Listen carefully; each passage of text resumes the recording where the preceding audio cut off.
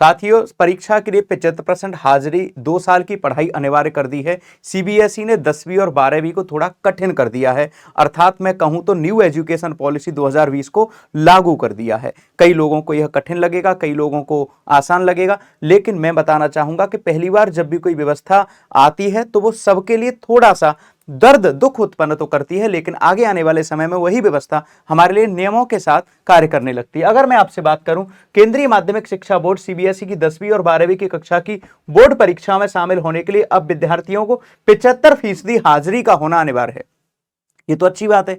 अब हाजिरी लगेगी, जाएंगे बालक की स्कूल तो पढ़ने में ज्यादा समझ में आएगा, तो ट्यूशन क्लासेस पर भी थोड़ा सा अंकुश लगेगा, बालकों के माता पिता के जो पैसे खर्च होते हैं वो भी कम खर्च होंगे। तो इसके बाद कहा गया है यही नहीं, दोनों बोर्ड परीक्षा में शामिल होने के लिए विद्यार्थियों का सभी चयनित विषयों में 2 साल तक लगातार पढ़ाई करना और आंतरिक मूल्यांकन करना भी अनिवार्य कर दिया गया है। सीबीएसई ने यह नियम राष्ट्रीय शिक्षा नीति 2020 के तहत शिक्षा की गुणवत्ता में सुधार की ओर लगाया है। यहां पर कहा गया है कि आंतरिक मूल्यांकन में फेल होगा तो विद्यार्थी का रिजल्ट रुक जाएगा। जैसे कि मान लो कि किसी भी विद्यार्थी ने ये संगीत या फिर कोई भी वैकल्पिक विषय ले रखा है तो उसका 2 साल तक लगातार उसमें पढ़ना अनिवार्य कर दिया है, और साथ ही साथ 75% अटेंडेंस का होना भी जरूरी है। बाकी आप पूरा का पूरा नोटिफिकेशन पढ़ सकते हैं। सभी बच्चे अपनी अपनी तैयारी में और मेहनत में जुट जाइए, यही समय है आपके भविष्य के बनने और बिगड़ने का। Thank you.